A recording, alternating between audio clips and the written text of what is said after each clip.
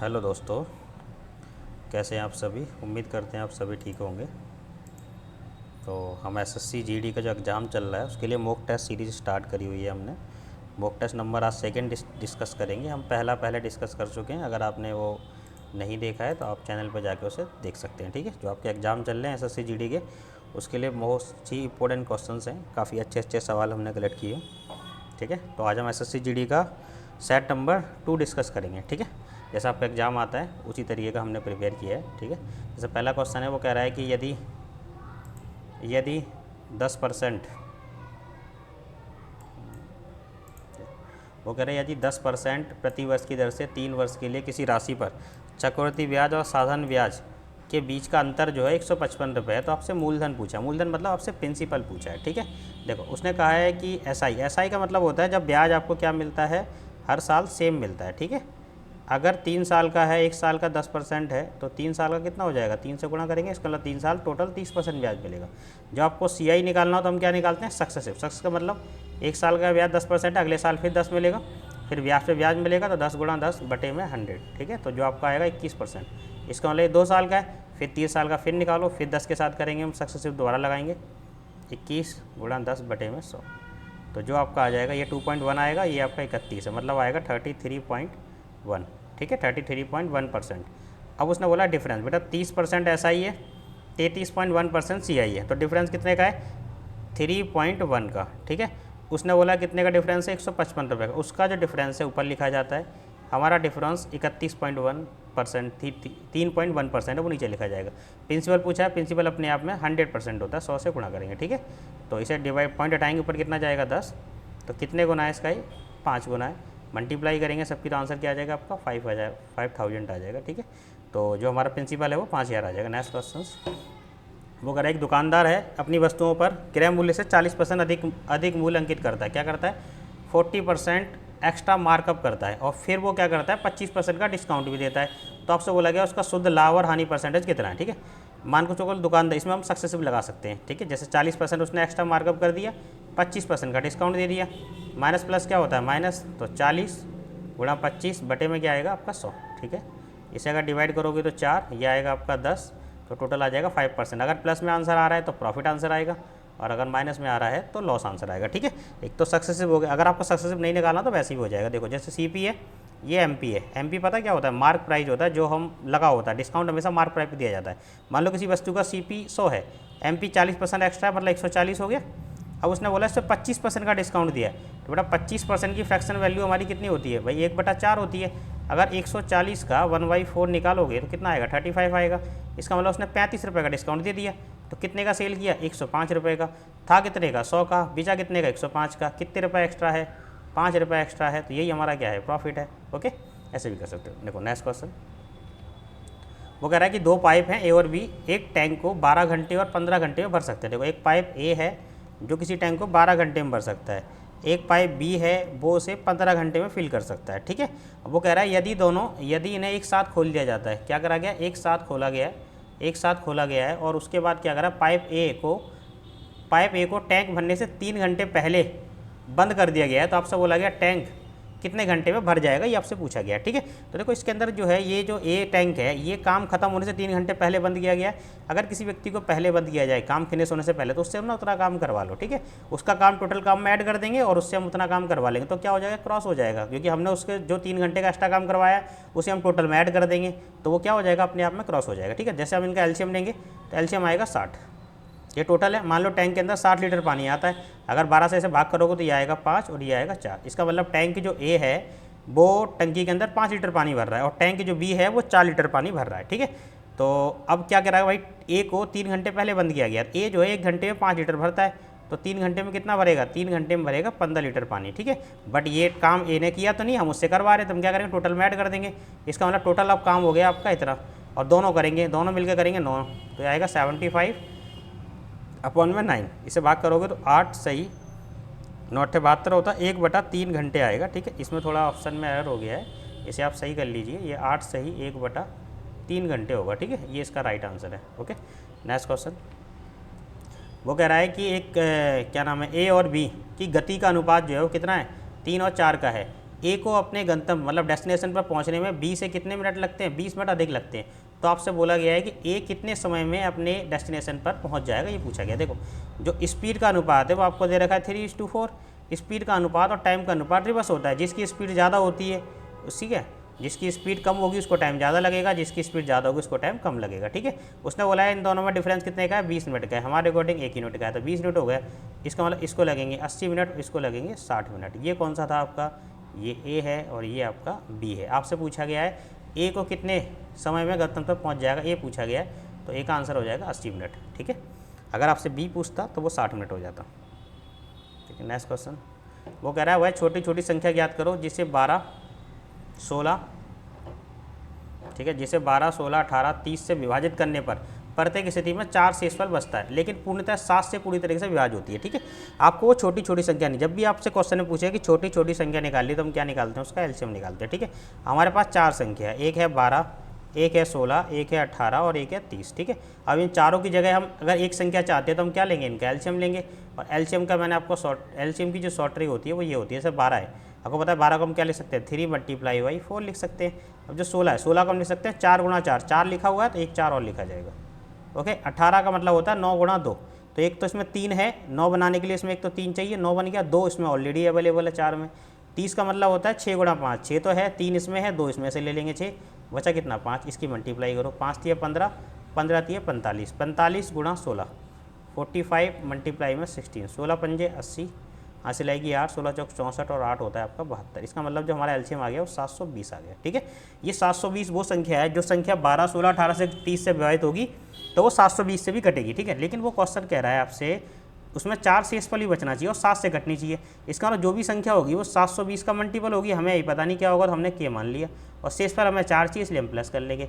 अब वो कह रहा है इसे 7 से भाग करना चाहिए, तो 7 से भाग करना चेक करना है। अगर हम ऐसे चेक करेंगे तो बहुत टाइम लग जाएगा। हम क्या करेंगे, जो संख्या है इसे आप 7 से भाग कर लीजिए। अगर आप 720 को 7 से भाग करोगे, 7 से भाग करने के बाद हमें रिमाइंडर लिखना है, इसे 7 से भाग करो, 7 एकम 7, ठीक है, 0 भाग नहीं जाएगा। ठीक है, फिर आएगा आपका 7 दूनी 14, इसका मतलब कितना रिमाइंडर बचेगा 6, तो ये हो गया 6k + 4। अब आप k की वैल्यू रखिए, 1 रखोगे तो भाग नहीं होगा, 2 रखोगे तो भी नहीं होगा, 3 रखोगे तो भी नहीं, k की जगह का आप 4 रखोगे, देखो 6 चौक 24 होता है, +4 कितना हो गया 28, और 28 7 से पूरी तरीके से कट जाता है। इसका मतलब k की वैल्यू कितनी आ जाएगी, 4 आ जाएगी। ठीक है, तो हमारी संख्या आ जाएगी 720 × 4 + 4, इसकी मल्टीप्लाई करोगे तो 0, 8 और ये 7 चौक 28 और प्लस में 4, तो आंसर आ जाएगा हमारा 2884। तो जो हमारी वो संख्या है वो 2884 है। ओके, नेक्स्ट क्वेश्चन वो कह रहा है 30 छात्रों की औसत आयु 15 वर्ष है। यदि एक शिक्षक की आयु शामिल की जाती है तो औसत क्या हो जाता है, औसत में 1 की वृद्धि हो जाती है। तो आपसे बोला कि शिक्षक की आयु का, देखो जब कोई नया व्यक्ति आ रहा है उसके आने से अगर औसत बढ़ रहा है, अगर बढ़ रहा है इसका मतलब जो है ठीक है, अगर उसके आने से औसत बढ़ रहा है, ठीक है, तो इसका मतलब आने वाला जो है औसत से ज़्यादा है। औसत कितना था, पहले 15 था। ठीक है, कितनी वृद्धि हो गई, 1 की वृद्धि। अब व्यक्ति कितने हो गए, व्यक्ति हो गए 31, क्योंकि पहले 30 छात्र थे, एक शिक्षक आ गया तो अब 31 लोग हो गए। ठीक है, इसका मतलब 15 + 31, तो जो टीचर आया है उसकी एज कितनी है, 46 ईयर्स है। ठीक है, नेक्स्ट क्वेश्चन वो कह रहा है यदि 6 सेंटीमीटर त्रिज्या वाले एक गोले को पिघलाकर 0.2 सेंटीमीटर त्रिज्या वाले तार में ढाला गया है। ठीक है, तो आपसे बोला गया तार की लंबाई, आपको पता है तार जो होता है वो बेलनाकार होता है। ठीक है, और जो गोला होता है वो गोल होता है, तो अगर उसे पिघलाएंगे तो दोनों का आयतन क्या होगा, बराबर होगा। गोले का जो आयतन होता है वो होता है आपका 4/3 πr3। ठीक है, और जो आपका बेलन होता है उसका आयतन होता है πr²h। ठीक है, देखो पाई से तो पाई कट जाएगा, इसमें आपको r की वैल्यू दे रखी है 6, क्यूब है तो 6 3 बार लिखा जाएगा। यहाँ पर आपका r का मान है 0.2 सेंटीमीटर स्क्वायर है तो 2 बार लिखा जाएगा। h की वैल्यू हमें नहीं पता क्योंकि वही हमें निकालनी है। देखो इस पॉइंट को हटाएंगे तो नीचे 10 आएगा, इस पॉइंट को हटाएंगे तो नीचे 10 आएगा। ठीक है, 2 दूनी कितना होता है 4, 4 से 4 कैंसिल, इसे 3 से काटो, 3 दूनी कितना आएगा 6, तो 6 6 36, 36 दूनी कितना होता है 72, और ये 100 इधर आएगा गुणा में, तो आंसर 7200 आ गया। लेकिन आपको आंसर मीटर में चाहिए, तो 1 मीटर में 100 सेंटीमीटर होते हैं, 100 से भाग कर दो तो आंसर आ जाएगा हमारा 72 मीटर। जो हमारी बेलन की जो हाइट होगी ना कितनी होगी, 72 मीटर होगी। ठीक है, नेक्स्ट क्वेश्चन वो कह रहा है कि चक्रवृद्धि ब्याज पर कोई राशि 4 वर्षों में स्वयं से दुगनी हो रही है। देखो CI से बोला गया है कोई राशि जो है वो 4 वर्ष में कितनी हो रही है, अपने आप से 2 गुना हो रही है। तो आपसे पूछा गया है कि वो कितने वर्षों में उसी दर से, ठीक है, सेम समय पर कितनी हो जाएगी, 8 गुनी हो जाएगी। कितनी गुनी चाहिए, 8 गुनी चाहिए। देखो इसको डायरेक्ट नियम है, आपको 8 गुना निकालना। 8 का मतलब क्या हो, इसको 2 की पावर, इसमें बेस में बनाओ, 8 को हम लिख सकते हैं 2 की पावर 3, ठीक है। तो जो इसकी पावर है इसकी इससे क्या कर देंगे मल्टीप्लाई, 4 से कितना आ जाएगा 12, इसका मतलब कितना टाइम लगेगा 12 वर्ष लगेंगे, ठीक है। 12 वर्ष में वो 8 गुनी हो जाएगी, ठीक है। नेक्स्ट सवाल वो कह रहा है एक नाव है वो 6 घंटे में 24 किलोमीटर धारा के प्रतिकूल और 28 किलोमीटर धारा के अनुकूल जाती है और 6.5 घंटे में वो 30 किलोमीटर धारा के प्रतिकूल और 21 किलोमीटर धारा के अनुकूल चलती है। तो आपसे बोला गया शांत जल में नाव की गति क्या है। मैंने आपको पहले ही बताया था पहले टेस्ट में कि जो नाव होती है जैसे मान लो ये पानी है और इस तरीके से बोट जा रही है, ठीक है। जब वो धारा के साथ जाएगा तो दोनों की स्पीड क्या होती है प्लस, जब विपरीत आएगा तो क्या होती है माइनस, ठीक है। तो प्रतिकूल का मतलब क्या होता है, प्रतिकूल का मतलब होता है अप स्ट्रीम, अप स्ट्रीम का मतलब जब वो विपरीत आ रहा है, मतलब पानी ऐसे बह रहा है धारा ऐसे आ रही है, वो सॉरी वोट ऐसे आ रही है, ठीक है। और डाउन स्ट्रीम का मतलब क्या होता है अनुकूल, जब धारा भी ऐसे चल रही है और वोट भी इसी डायरेक्शन में जा रहा है, ठीक है। अब जैसे वो कह रहा है कि 24 किलोमीटर धारा के प्रतिकूल गया, जब प्रतिकूल जाएगा तो स्पीड क्या होगी बेटा माइनस होगी, ठीक है। और जब अनुकूल जाएगा तो स्पीड क्या होगी प्लस, तो हमने क्या करा माइनस प्लस में लिख लिया, ठीक है। अगर हम डिस्टेंस को स्पीड से डिवाइड करेंगे तो टाइम आता है। अगर हम 24 को इस वाली स्पीड हमें पता नहीं, हमने माइनस से डिवाइड करें, 28 इसकी स्पीड ही नहीं पता, तो कितना समय आना चाहिए 6 घंटे। दूसरी कंडीशन वो कह रहा है कि वो 30 किलोमीटर धारा के प्रतिकूल जा रही है, ठीक है, और आपकी 21 किलोमीटर जा रही है धारा के अनुकूल, तो नीचे प्लस लेंगे। और ये कितनी है 6.5 घंटे, 6.5 घंटे का मतलब 6 सही 1/2, इसको सिंपल करोगे 6 दूनी 12 और 1 13/2 आ जाएगा, ठीक है। इसमें क्या करना है किसी भी दो को बराबर कर लो। अगर मैं इसको बराबर करूँ आपको पता है इन दोनों का एलसीएम 120 आएगा, जैसे इसमें 6 गुणा 4 होता है, ठीक है। 24 का मतलब क्या होता है 6 गुणा 4 और 30 का मतलब होता है 6 गुणा 5, ठीक है। तो इसमें क्या है 5, इसको अगर मैं 5 से मल्टीप्लाई कर दूँ और इसको मैं 4 से गुणा कर दूँ तो ये दोनों क्या हो जाएंगे बराबर। जब ये बराबर हो जाएंगे तो कट जाएंगे, तो ये बचेगा 28 की 5 से गुणा करेंगे तो कितना आएगा 8 पंजे 40 और 5 दूनी 10 140, ठीक है। नीचे क्या आएगा प्लस, ओके। जब इसकी मल्टीप्लाई करोगे तो कितना आएगा 84 माइनस का बराबर, ये कितना आएगा 6 पंजे 30 और इसकी मल्टीप्लाई करेंगे 4 से तो इसे काट दो, ये आ जाएगा 2, तो 13 दूनी कितना होगा 26, ठीक है। 140 में से 84 माइनस होगा तो 16 प्लस 40 56 बचेगा, 56 बटे में प्लस बराबर आ जाएगा हमारा कितना 4, ठीक है। 4 से इसे काट लो तो जो प्लस की वैल्यू आ जाएगी 4 एकम 4 416, 14 किलोमीटर प्रति घंटा आ गई है। जो प्लस का मतलब है इसमें आपकी धारा की और नाव की दोनों की चाल शामिल है, ठीक है। अब ऐसे ही सेम माइनस की निकालेंगे। अगर हम प्लस की वैल्यू यहाँ रख देंगे इस वाली इक्वेशन में, अगर हम पुट करते हैं तो आपको पता है 24 डिवाइड में माइनस है, ठीक है, प्लस 28 को अगर आप 14 से भाग करोगे तो कितना आएगा 2, बराबर में कितना है 6, ये उधर जाके माइनस होगा तो 24 बटे में माइनस बराबर कितना आ जाएगा 4, 4 सिंह 24 होता है। इसका मतलब माइनस की वैल्यू जो आ गई आपकी वो आ गई आपकी 6 किलोमीटर प्रति घंटा, ठीक है। आपसे बोला गया शांत जल में नाव की गति, मैंने आपको कल भी वाले टेस्ट पिछले टेस्ट में ही बताया था।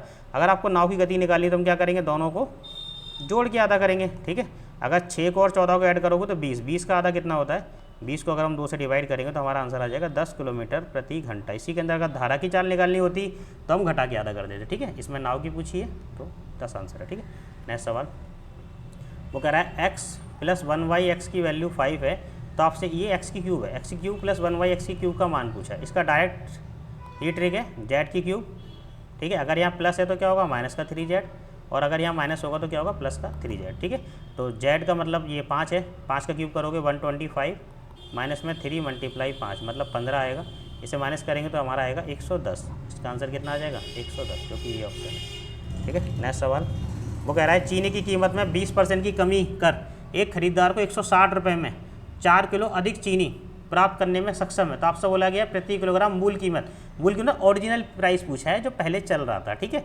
चीनी की प्राइस में 20% की कमी हुई है, तो खरीदार ने क्या करा 160 रुपये में 4 किलो चीनी अधिक खरीदी है। 160 में बेटा 20% की कमी हुई है, तो ये जो 160 है ये कमी होने के बाद वैल्यू है, इसका मतलब 80% का प्राइस है। अगर हम निकालें इसका 100%, कमी होने से पहले जो प्राइस था वो कितना था, वो प्राइस था 200 रुपये। इसका मतलब ये चीनी पहले 200 रुपये में आती थी, तो प्राइस में कितनी कमी हुई है 40 रुपये की। इसमें कितने किलो चीनी आई है 4 किलो, भाग कर दो, इसका मतलब 1 किलो की प्राइस कितना आ गया 10 रुपये।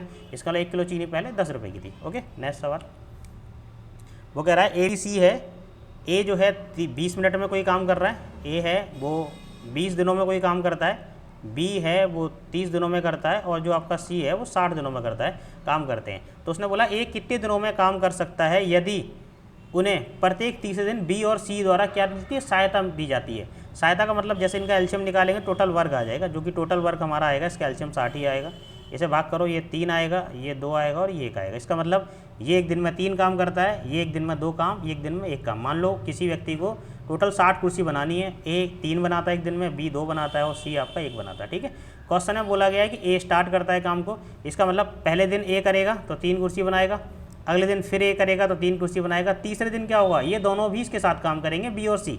तो बी और सी जो है वो 2 और 1 3 कुर्सी बनाते हैं, तो 30 दिन कितनी कुर्सी बन जाएंगी, 6 बनेंगी। तो टोटल 3 दिन में जो कुर्सी बननी है वो कितनी बननी है, 12 बननी है। ठीक है, इसका मतलब जो 3 दिन में जो काम हुआ है वो कितना हुआ है, वो 12 हुआ है। और हमें काम कितना करना है, 60 कुर्सी बनानी है। तो कितने गुना है इसका, 5 गुना है। तो अगर मैं इसकी 5 से गुणा करता हूँ तो ये 60 कुर्सी बनने में, तो इसको ही 5 से गुणा करनी पड़ेगी हमें। ठीक है, कितना आ जाएगा, 15 दिन। इसका मतलब 60 कुर्सी बनाने में कितने दिन लगेंगे, इनको 15 दिन लगेंगे। तो 15 डेज हमारा आंसर है, ऑप्शन नंबर बी। ठीक है, नेक्स्ट सवाल वो कह रहा है, एक व्यक्ति ने एक वस्तु को 15% की हानि पर बेचा, यदि उसने उसे 30 रुपये 60 पैसे अधिक में बेचा होता तो उसे 9% का लाभ होता। बेटा हानि का मतलब ये होता है, मान लो किसी वस्तु का CP ये है, ठीक है, जब उसने हानि पे बेचा है इसका मतलब 15% के लॉस पर बेचा है, 15% कम में बेचा है। और अगर हानि बेचकर पहले लॉस कवर होगा उसके बाद प्रॉफिट होगा तो 9% का प्रॉफिट होता है। तो टोटल इनमें परसेंटेज वैल्यू में डिफरेंस कितने का है, 24% का है। ठीक है, और वैल्यू में अंतर कितने का है, वैल्यू में उसने बोला 30.60 का है। इसका मतलब 30 रुपये जो 60 पैसे है 24% की वैल्यू है। और हमें निकालना क्या है, उसने बोला है कि उसे 10% लाभ पर प्राप्त करना है, मतलब 100% जो होता है अपने आप में CP होता है, 10% का लाभ चाहिए, 110% की वैल्यू निकालनी है। अगर मैं इस पॉइंट को हटाऊंगा, ठीक है, तो नीचे कितना आ जाएगा, 100 आ जाएगा। ये 0 से 0 खत्म, इस 0 से ये 0 खत्म। ठीक है, आप इसे काट लो, ये 6 से कट जाएगा, 6 चौक 24 होता है, 6 पंजे 30 होता है, 6 कम 6, इसकी गुणा करेंगे, 11 एकम 11, 11 पंजे 55 1 56, 561 बटे में 4, इसे 4 से भाग करो, 4 एकम 4, 1 बचेगा, 4 चौक 16, भागनी जाएगी 0, 140.25, ये आपका आंसर है। ठीक है, 1025। नेक्स्ट क्वेश्चन वो कह रहा है आपसे, देखो ये सवाल है, उसने बोला रूड में है, ये सारा रूड है। ठीक है, इस तरीके से ये रूड है, ओके, ये रूड है। ठीक है, आपसे ये अनंत तक पूछा गया है, तो इसमें क्या करना होता है, इसके पहले 2 को प्राइम फैक्टर निकालो। जैसे 12 है, 12 का मतलब क्या होता है, 3 गुणा 4, जिसमें कुछ भी कॉमन नहीं होना चाहिए। ठीक है, अगर यहाँ प्लस है तो बड़ी संख्या आंसर होता है, अगर यहाँ माइनस है छोटी संख्या आंसर होता है। तो यहाँ प्लस है तो आंसर कितना आ जाएगा इसका 4। नेक्स्ट सवाल वो कह रहा है 40 लीटर के मिश्रण में दूध और पानी का अनुपात कितना है। देखो वो कह रहा है 40 लीटर मिश्रण है, मिल्क एंड वाटर का जो अनुपात है वो 7:3 है। अब वो कह रहा है कि इसे 3:7 बनाना है, तो इसमें कितना पानी मिलाना, मिलाया तो वाटर गया है ना, मिल्क तो नहीं मिलाया गया, हमें क्वांटिटी से कोई मतलब ही नहीं है फिलहाल, मिल्क तो मिलाया नहीं गया, तो मिल्क का तो अनुपात सेम होना चाहिए, बट यहाँ सेम है नहीं, तो सेम करेंगे। सेम करने के लिए इसको 3 से गुणा करो, इसको 7 से गुणा करो। अगर इसकी 3 से गुणा करेंगे तो आपको पता है 21 हो जाएगा, ये भी 21 हो जाएगा। इसकी करोगे तो ये 9 आ जाएगा और ये आपका हमारा 49 आ जाएगा। ठीक है, इसका मतलब ये है कि पहले दूध जो था वो कितना था, 40 लीटर था, हमारे अकॉर्डिंग कितना है भाई, इसकी गुणा करो, 7 × 21 और 9 30 लीटर है, तो 1 यूनिट की वैल्यू आ गई 4/3। अब कितना मिलाया गया, पहले जो पानी था वो 9 यूनिट था, अब कितना हो गया, अब 49 यूनिट हो गया। इसका मतलब 40 यूनिट तो मिलाया गया है और 1 यूनिट की वैल्यू है 4/3, तो गुणा कर दो, इसका मतलब कितना आएगा, 160/3 आ जाएगा। ये आपका आंसर है, 160/3 लीटर। ठीक है, नेक्स्ट सवाल वो कह रहा है चक्रवृद्धि ब्याज पर जमा की गई 12,000 रुपये की राशि 5 वर्ष में दुगनी हो जाती है। सेम मैंने आपको बताया कि 5 वर्ष में कोई धन कितना हो रहा है, 2 गुना हो रहा है। ठीक है, अब वो क्वेश्चन कह रहा है कि 20 वर्ष में कितना हो जाएगा। ठीक है, तो 20 वर्ष कितना गुना है इसका, 4 गुना है, तो क्या कर देंगे, मैंने बोला था इसका बेस होता है, इसकी पावर होती है, तो पावर 4 कर दो, कितना हो जाएगा, 16 गुना हो जाएगा। इसका मतलब जो भी धन होगा वो अपने आप में 16 गुना हो जाएगा। वो कह रहा है प्रिंसिपल कितना है, 12,000 रुपये है, तो 20 साल के बाद वो 16 गुना हो जाएगा। 12 की गुणा करो, 000, तो ये 16 दूनी 32। ठीक है, मल्टीप्लाई करने की जरूरत नहीं है, 2 में 2 इसी के अंदर आ रहा है, 1,92,000 ये आंसर है। नेक्स्ट क्वेश्चन वो कह रहा है एक डीलर अपनी वस्तुओं पर क्रय मूल्य से 20% अधिक अंकित मूल्य करता है, फिर वह उन पर छूट देता है और 8% का लाभ कमाता है। देखो वो बोला है कोई CP है और MP है, उसने क्या करा, मान लो किसी वस्तु का CP 100 रुपये है, उसने उस पर 20% एक्स्ट्रा मार्कअप कर दिया, 120 रुपये उसने टैग लगा दिया। ठीक है, अब उसने इस पर डिस्काउंट इस पर दिया जाता है हमेशा, उसे कितने का हुआ है, डिस्काउंट देने के बाद उसे 8% का प्रॉफिट हुआ है। इसका मतलब जो उसने सामान बेचा है वो 108 में बेचा है, तो कितने का डिस्काउंट मिला, 12 का मिला है, और डिस्काउंट किस पर मिलता है, MP पे, जो कि 120 था। कितने परसेंट है इसका, अगर इसे काटोगे तो 10 आएगा, 10 से इसे काटो कितना आ गया, 10%। इसका मतलब उसने 10% का डिस्काउंट दिया। ठीक है, नेक्स्ट सवाल वो कह रहा है कि क्रमश 150 मीटर और 180 मीटर लंबाई वाली 2 ट्रेन समांतर पटरियों पर विपरीत दिशाओं में 50 किलोमीटर प्रति घंटा और 58 किलोमीटर प्रति घंटा की गति से चल रही है, वे कितने समय में एक दूसरे को पार करेंगे। देखो जब ट्रेन ऐसे चली, एक ट्रेन ये रही, दूसरी ये रही, ये जब क्रॉस करेगी, जब एक ट्रेन यहाँ आएगी दूसरी यहाँ पहुँच जाएगी, तब इसे क्रॉस माना जाएगा। और आपको पता है दोनों सेम डायरेक्शन में चल रही है, दोनों की डायरेक्शन सेम है, तो पता है अगर दोनों की स्पीड सेम होगी तो ये कभी क्रॉस नहीं करेंगे एक दूसरे को। क्रॉस हमेशा जो स्पीड ज़्यादा होगी वही कम वाले को क्रॉस करेगी। ठीक है। तो स्पीड क्या होती है इस स्थिति में, स्पीड क्या होती है माइनस होती है। और आपको पता है दोनों का डिस्टेंस क्या हो जाएगा प्लस, क्योंकि एक ट्रेन जब यहाँ होगी दूसरी जब यहाँ होगी तब इसे क्रॉस माना जाता है। इसका मतलब इसकी भी पूरी लंबाई और इसकी भी पूरी लंबाई, ठीक है। तो हमें क्या निकालना, टाइम। टाइम इक्वल टू क्या होता है, डिस्टेंस अपॉन में स्पीड होता है। तो इसका डिस्टेंस है 150 मीटर, दूसरी वाली का है 180 मीटर, ठीक है। स्पीड कितनी है हमारी, एक की है 50, एक की है 58, इनको ऐड करेंगे तो हमारा आ जाएगा 108। तो इसको ऐड करिए, 0 8 5 13 2 1 3, ठीक है, 330/108। तो इसे अगर हम भाग करेंगे कितनी बार में जा रहा है ये हमारा आंसर जो आएगा वो आपका आएगा, अच्छा सॉरी, ये आपकी जो लंबाई है ना, ये जो है ये मीटर में है और ये आपकी किलोमीटर प्रति घंटा में से चेंज करो, किलोमीटर प्रति घंटा को मीटर प्रति सेकंड में चेंज करेंगे तो 5/18 से क्या करेंगे गुणा, इसे गुणा करो, 18 पंजे 90 और 18 छिक्के 108, 6 पंजे कितना आ जाएगा 30, मतलब 330 डिवाइड में 30, 0 से 0 खत्म, इसे काटोगे तो हमारा आंसर आ गया 11 सेकेंड। इसका मतलब ये ट्रेन है एक दूसरे को वो 11 सेकंड में कवर करेगी, ठीक है।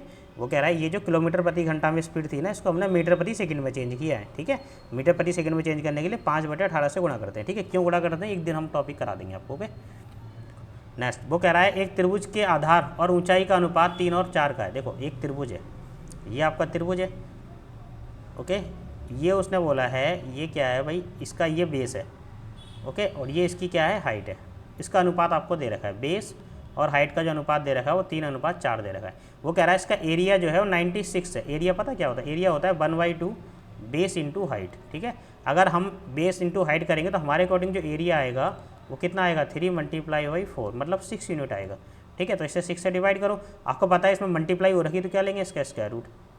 देखो 6 × 1 = 6, 6 × 6 और 6 × 36, 16 आएगा, 16 का स्क्वायर रूट 4 होता है, तो इसकी 4 से गुणा करो तो ये आ जाएगा आपका 12 और इसकी 4 से गुणा करेंगे तो ये आ जाएगी आपकी 16। आपसे पूछा गया ऊंचाई, ऊंचाई हमारी कितनी आ जाएगी 16 सेंटीमीटर आ जाएगी, ये आपका आंसर है, ठीक।